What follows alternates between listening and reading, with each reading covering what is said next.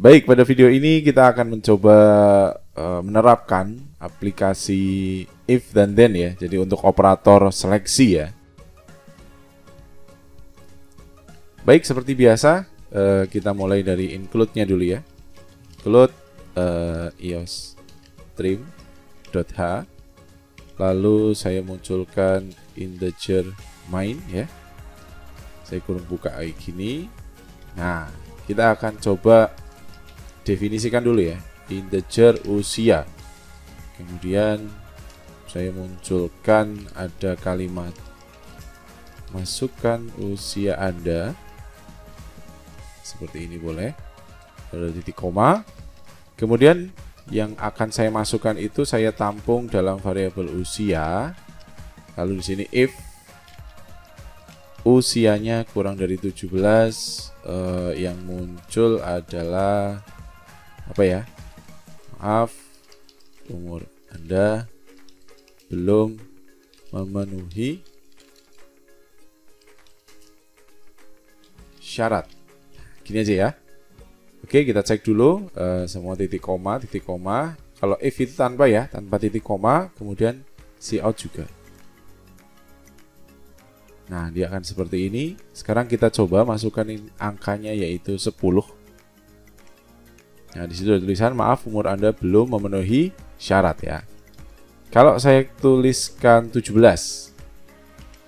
Nah, 17 itu press any key to continue, berarti tidak ada langkahnya ya. Tidak ada langkah. Jadi bedanya adalah tadi kalau saya bilang if di sini, maka kalau dia memenuhi syarat yang akan muncul ini. Ini boleh dimanipulasi saja. Nah, gini ya. Ini boleh kayak gini. Ini belum saya tuliskan kurung buka dan kurung tutup ya. Jadi hanya satu instruksi saja. Kita coba lagi. Misalkan 9. Nah, maka akan muncul maaf umur Anda belum memenuhi syarat. Gitu ya. Nah, sekarang kita akan coba tambahkan beberapa syarat tambahan ya. Beberapa syarat tambahan untuk operator if ini. Misal, boleh nggak saya tambahkan else ya?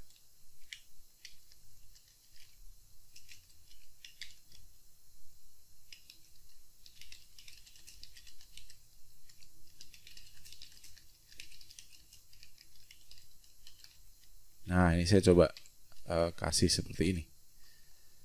Kita coba cek. Misalkan 12, maaf umur Anda belum memenuhi syarat. Kalau 21, silahkan melanjutkan ke proses berikutnya. Oke, berarti penambahan else di sini adalah bisa untuk apabila tidak sesuai dengan kriteria if-nya. Lalu jika misal syaratnya itu banyak ya, syaratnya banyak. Saya tambah lagi programnya mungkin. Oke, saya new. Saya copy di sebelah sini ya. Kemudian ini saya tutup. Misalkan saya menambahkan ada integer. Saya tulis di sini kode hari ya. Boleh ya, seperti ini ya. Kemudian ada cout yang akan munculkan adalah menentukan hari. Oke. Saya kira seperti ini saja. Saya kasih /n. Lalu cout lagi. Misalkan 1 itu sama dengan Senin. Lalu 2 sama dengan Selasa. Kalau ada 3 Rabu. Nah, cukup sampai sini aja dulu.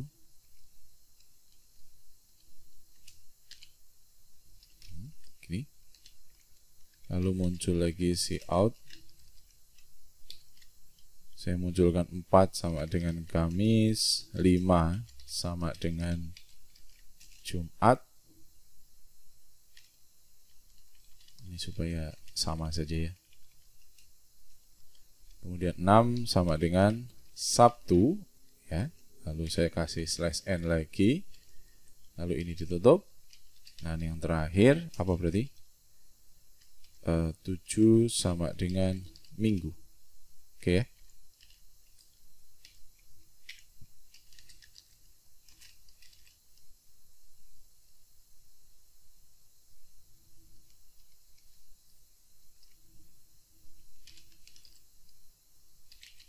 Silahkan masukkan kode hari.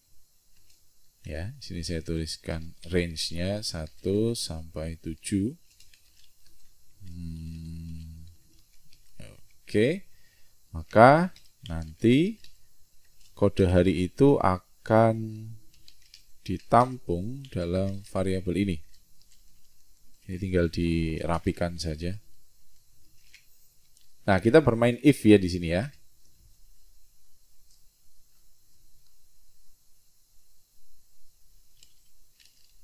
Misalkan kode hari sama dengan 1. Maka yang dilakukan adalah apa? Cout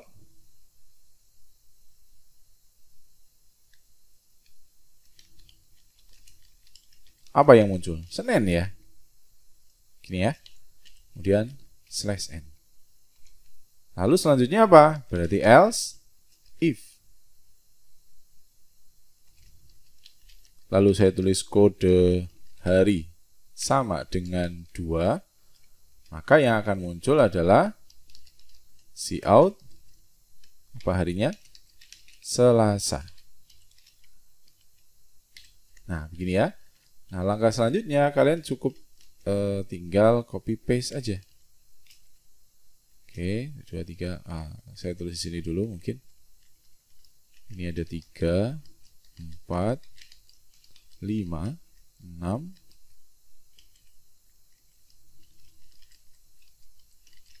7 ya. Sini berarti harinya Minggu.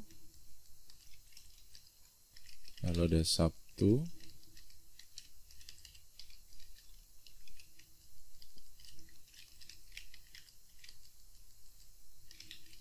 Nah, seperti ini. Nah, karena di sini yang disediakan ada 1 sampai 7. Nah, di sini kan ada kemungkinan ya. Kemungkinan kan pasti ada bahwa si user itu pengguna dia akan memasukkan angka selain 1 2 3 4 5 6 7. Gimana berarti? Berarti kita harus tolak dulu di sini. Ada else. Else-nya apa? Jadi kalau selain itu semua, maka cout-nya adalah kode yang Anda masukkan salah. Nah, dah jadi seperti ini.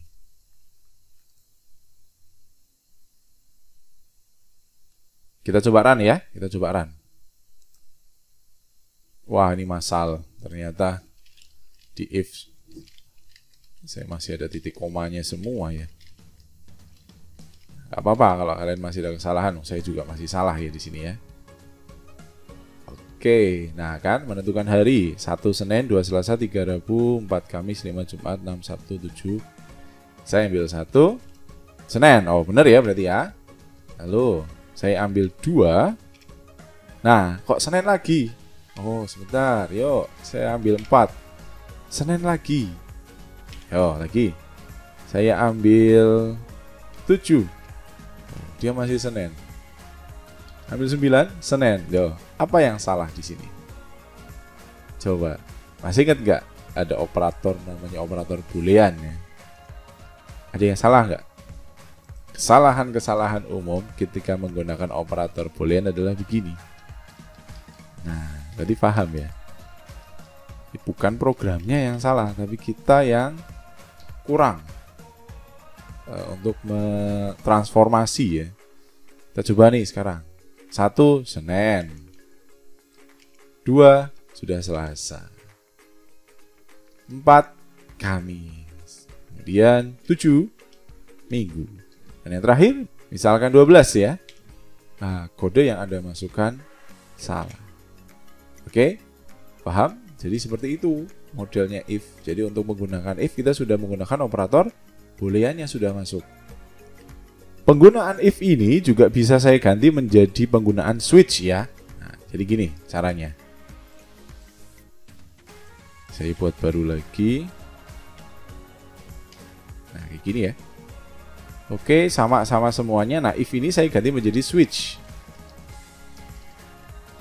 Yang di switch apa nanti? Yang di switch adalah kode hari. Jadi kalau saya pakai switch, saya harus buka kurung buka dan kurung tutupnya. Ini saya masukkan di dalam kurungnya.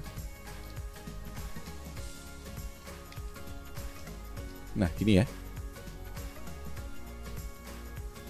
Kemudian di sini saya kasih case 1. Jadi hanya kayak gini. Case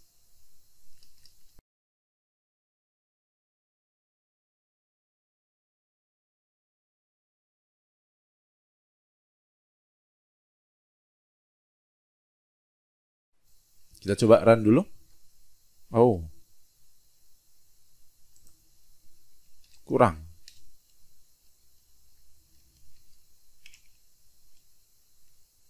Kenapa yuk?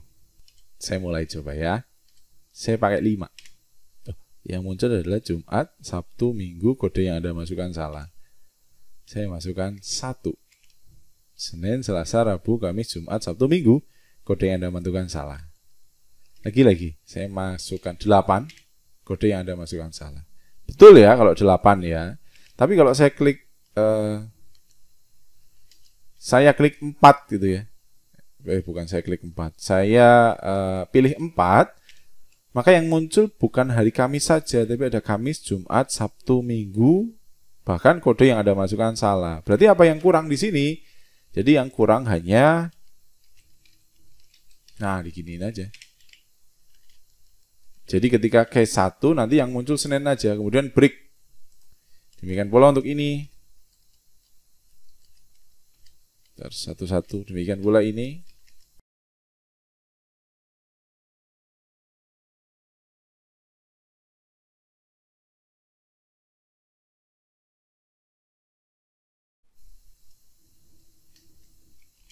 Nah, gitu ya.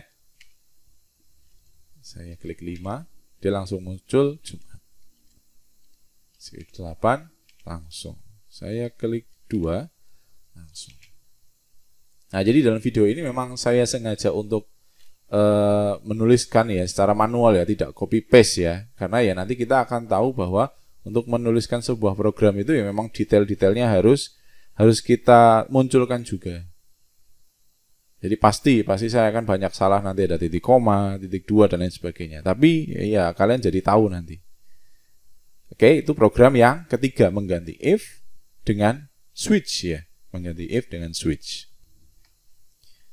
Lalu saya langsung saja untuk selanjutnya, yaitu saya akan gunakan tidak hanya untuk seleksi ya, tapi kita langsung masuk ke looping ya. Kita masuk ke looping saja langsung. Jadi penggunaan while dan penggunaan for. Tapi kita gunakan while yang versi sederhana dulu deh. Saya punya integer. Saya tulis i gini ya. Kemudian saya definisikan i-nya sama dengan 0. Lalu saya pakai while i-nya kurang dari 5. Maka cout C++. Misal gini ya. Saya kasih /n. Saya tutup, lalu begini. Kita cek. 1, 2, 3, 4, 5. Saya ganti menjadi 10, maka efeknya adalah C++-nya ada 10. Oke ya. Jadi itu penggunaan while dengan versi sederhana. Nah, untuk contoh-contoh yang ada di video materi sebelumnya, kalian boleh mencoba untuk while-nya di sini ya. Nanti kalian akan tahu bagaimana kinerja dari while dan for-nya di sini. Oke, kita coba misalkan yang pada saat itu kita jelaskan di video materi ya. Misalkan float next 6. Kemudian sum sama dengan 0,0, kayak gini ya kalau nggak salah ya. Integer count sama dengan 0, kemudian ada total number. Misalkan seperti ini ya. Kemudian saya modifikasi sedikit ya. Misalkan masukkan banyaknya bilangan yang diinginkan.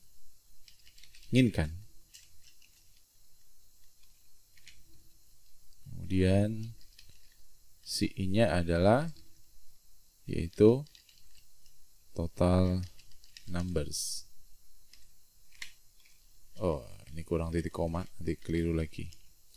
Saya gunakan while count kurang dari total numbers. Yang terjadi apa? Maka sin atau sin itu saya masukkan n-nya kecil. Next num. Kemudian sum plus sama dengan next. Oh sorry, ini kurang T.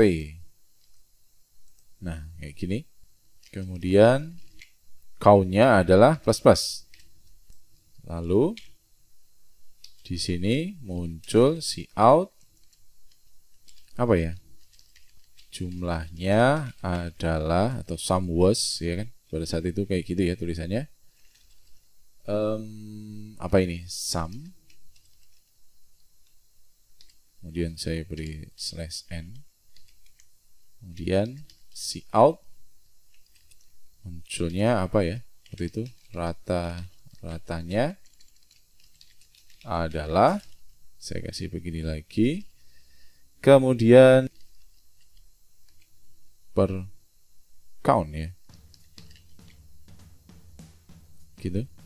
Lalu saya kasih /n lagi. Nah, lalu yang terakhir return 0. Nah, kalau nggak salah seperti ini ya. Kita coba cek. Masukkan banyak bilangan yang diinginkan. Misalkan yang saya inginkan ada 4 bilangan. Bilangan pertamanya adalah 3, bilangan keduanya 5, ini 6, sini 1. Maka jumlahnya adalah 15 dan rata-ratanya sampai dengan 3,75. Oke. Ini kurang ya, ini kurang A ya. Nah, jadi kayak gitu ya. Ini misalkan boleh sih saya gunakan ini ya. Misalkan saya modif lagi nih. Si out adalah bilangan ke berapa ya? Saya tulis kayak gini bisa nggak? Count plus 1 terus kayak gini.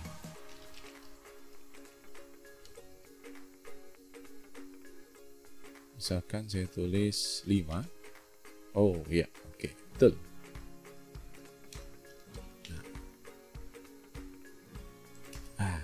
Ini misalkan saya modif seperti ini ya. Jadi saya tuliskan, kalau tadi kan masih kosong. Nah ini saya untuk memperjelas aja.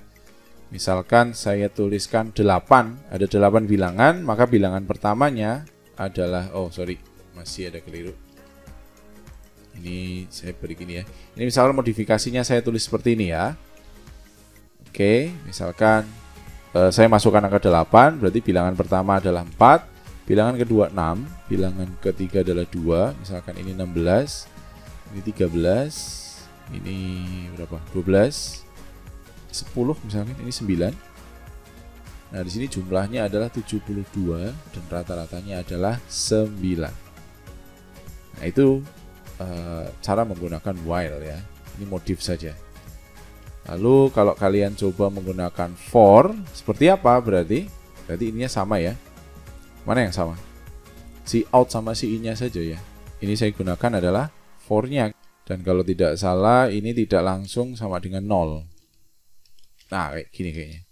Jadi for, apa yang pertama? Count-nya sama dengan 0. Inisialisasi dulu ya, di atas. Kemudian, count-nya kurang dari total number. Lalu sama dengan count-nya plus. Nah, udah gini hilang. Kita coba.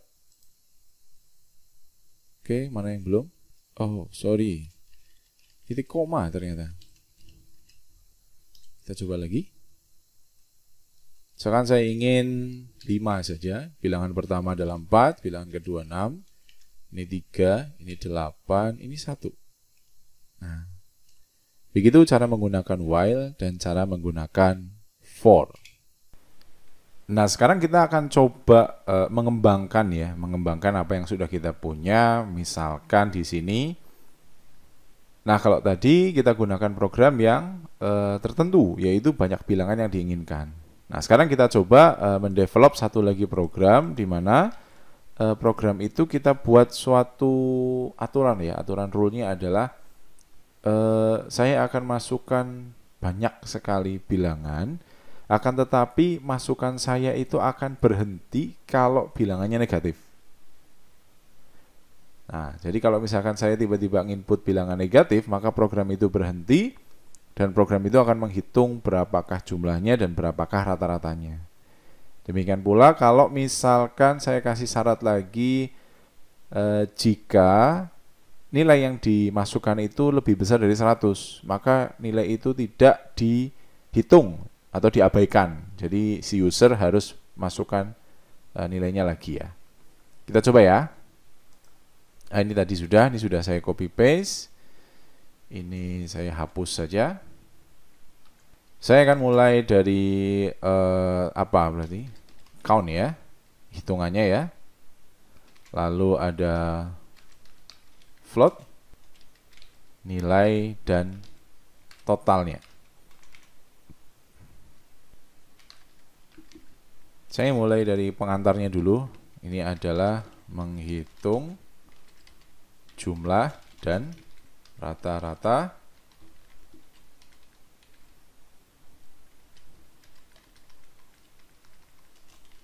bilangan. Gitu ya. Kemudian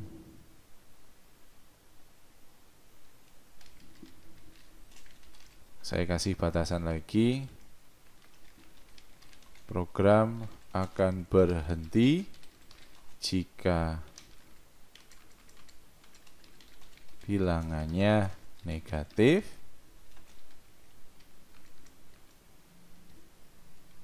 Saya tambahkan lagi,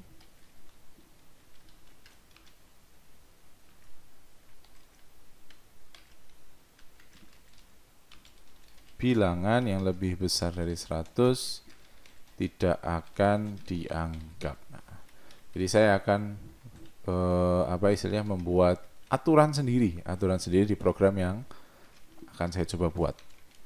Oke. Nah, gini ya. Ini buat merapikan saja. Kita coba inisialisasi dulu untuk count-nya sama dengan 0. Lalu totalnya juga sama dengan 0 ya. Saya akan mulai dengan while 1. Kemudian di sini saya munculkan nilai ke, masih ingat nggak? Ini kira-kira ngapain? Berarti saya hitungnya adalah count plus 1. Nilai ke ini.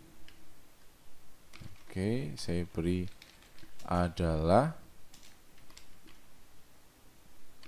kemudian slash n. Ini, lalu si in-nya adalah nilai. Kemudian saya beri kondisi ya, kondisi nilainya kalau misalkan kita mulai dari 100 saja, maka si out-nya yang akan muncul nilai tidak akan dihitung, silahkan masukkan nilai lain ya. Nah, tapi di sini saya tambahkan namanya continue ya, saya tambahkan continue. Artinya berarti ketika ada muncul seperti ini, maka akan ketika kriterianya adalah nilainya lebih besar dari 100, maka dia akan muncul nilai tidak akan dihitung, silahkan masukkan nilai lain. Tapi setelah itu continue, nggak break ya. Kalau break itu kan selesai. Kalau ini continue berarti lanjut. Lalu saya juga akan memberikan nilai ya, kondisinya kalau dia lebih besar dari 0, maka saya tuliskan break di sini. Gitu ya. Oke, ini untuk ini untuk yang terbuka. Oke. Berarti ini masih di dalam while-nya ya. Kemudian karena ini ada dua if, maka ini harus saya ginikan.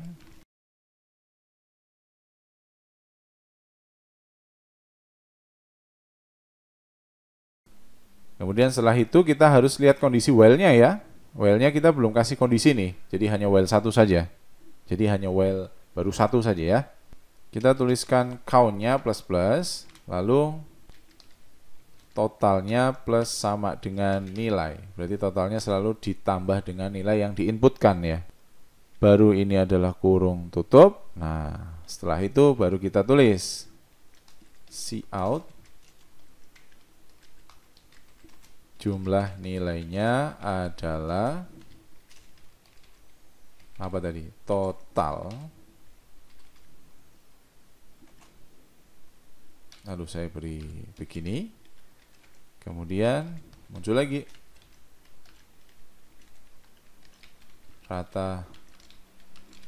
ratanya adalah apa tadi? Total dibagi dengan count ya, kalau nggak salah ya. Saya kasih /n. Oke, kita coba dulu ya, kita uji coba dulu programnya.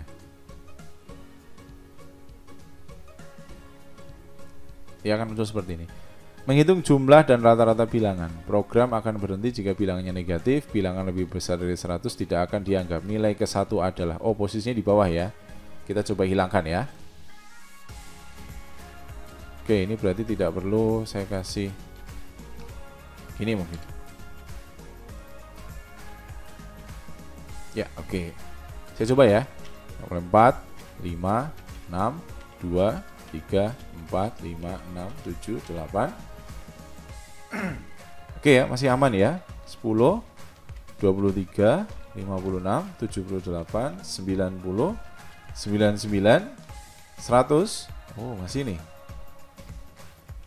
Oh, 132. Nilai tidak akan dihitung. Silahkan masukkan nilai lain, nilai ke-18. Nah, ini dia masih belum terpisah nih. Oke, saya matikan ya, saya terminate ya, -1.